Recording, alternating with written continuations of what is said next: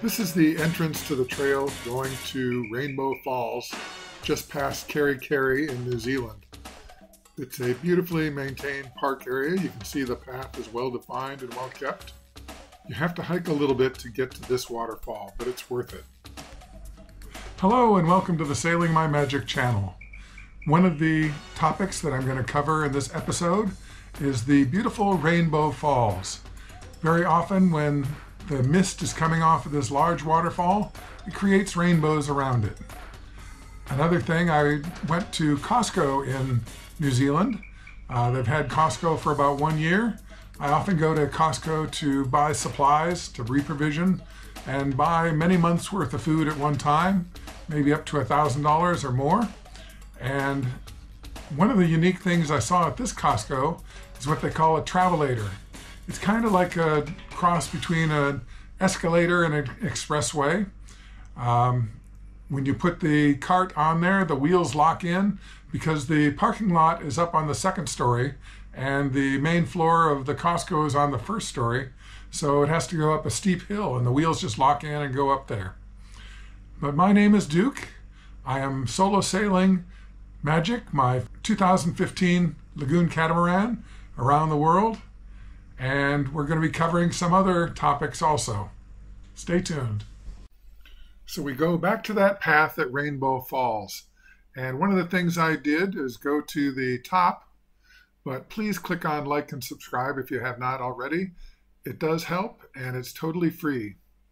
So taking that path back to the top of the waterfalls, so I could see where the falls began.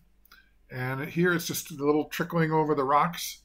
Kind of interesting, makes a noise and starts going down the first step. Then got on the path and went back down to the second viewing station. Look at the size of those Boston ferns. Those are like chest high on me and I'm 6'3". So big ferns. And followed the path down and there's looking at the top of the falls, looking straight down. You can't see all the falls that way, but it's an interesting view. And you can see the lake down there at the bottom of it. So take the path a little bit further and follow the well-manicured path down there till you get to the, in this case, is the third viewing point, but going the other direction is the first viewing point. And there you see this magnificent waterfall. Now, on this particular day, it happened to be a drier day. Even though there was a lot of water going over the falls, there wasn't a lot of mist to create a rainbow, but still, it's a beautiful waterfall. In order to get to Rainbow Falls, you have to go through Pahia, and I noticed that right near the crosswalk where you go to the ferry, there was a carnival or something going on. The Maori are known for their wood carvings there, and look at these beautiful fish that were made mostly with stainless steel and burnished and painted. They're glittering just like real swarms of fish. Beautifully done. Very realistic. At this booth they had tie-dyed handmade shirts, and here they had chair massages, but also I believe some herbs.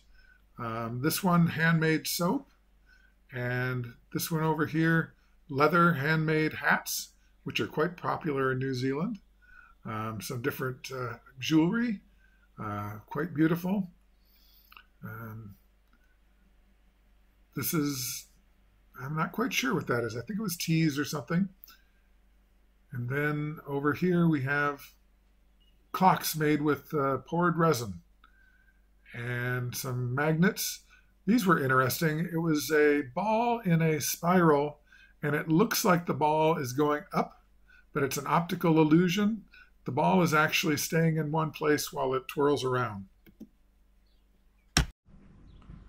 Before I could move around New Zealand very much, I had several repairs to make. I had to pull out the windlass. It had been rebuilt several times. I had to put a new motor in it. I replaced the contactor relay. I had to build it up so that it wouldn't sit in a puddle of salt water the way it was installed before.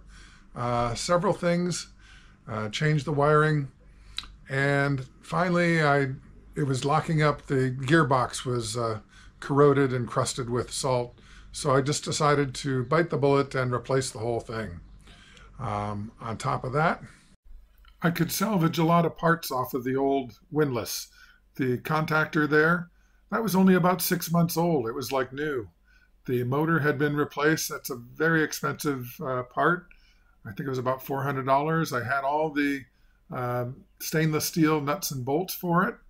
I had a complete new wiring harness because I had replaced one, and there the windlass sits all installed and looking new and shiny. A beautiful sight after all the troubles. My passage from Tonga to New Zealand, the latch for the anchor had practically exploded. Several parts flew off into the sea, and I had to rebuild it with new parts. In a previous episode, I showed my replacing the depth finder, putting it into the hull and then screwing it in. But unfortunately, the plug on the NEMA 2000 backbone just disintegrated when I was screwing it in. And it's a 5-pin plug. It's not easy. I couldn't get a replacement at the Chandler or the electrical shop. So what I did is I bought a cable and just cut it so that I could use the plug on the end. Originally, I thought maybe I could just splice it in, but instead I got this Raymarine box, and it has grommets on the side that you can run the wires through, and then it has a bus bar. See, it's Raymarine, has a bus bar that you just drop into the middle, and you can connect the wires to each of the bus stations, the little screws on the side there, and that way you have good solid connections without having little cheap things, and you can make this box waterproof. The grommets slide over the end of those wires, and that helps keep the water out there. There's some seals for those big holes in the bottom. That really wasn't a problem. And then strip the wire. Now, when I cut the wire on there, this is a shielded wire, so it has a couple extra layers of wire mesh, so to speak, that protects the signal wires from stray signals. And it's also got foil in there. Got to deal with that. By the way, you should always have a razor sharp knife on a boat. There's no telling when you're going to get caught in a fishing line or a rope or something. I always have a knife in my pocket when I'm on the boat. And that knife does stay razor sharp. So anyway, you get to that point, you've got to strip back the shielding and the foil and separate each of the wires. Now, red and black are the power wires for this, and blue and white are the signal wires. And on the left, I've twisted together the mesh wires that provide shielding and wrapped the foil around that wire. So with that, I've got to connect those 5 to the bus bar. That solved that problem, but on the way into the marina, I had used an awful lot of fuel, so I had to go over to the fuel station at the fuel dock, and there I am with 6 jerry jugs. I just filled those up at the fuel dock there. I had shown you the fuel dock in a previous episode. I had also replaced the bridle for the anchor. The old one had gotten quite worn. The ends had to be woven and then put onto the shackles. So there's an all-new 2-centimeter bridle. And please click on like and subscribe if you haven't already. It helps me get noticed on YouTube, and it's totally free. And now it's time for the sailor's traditional delight, the sundowner. Have a great time.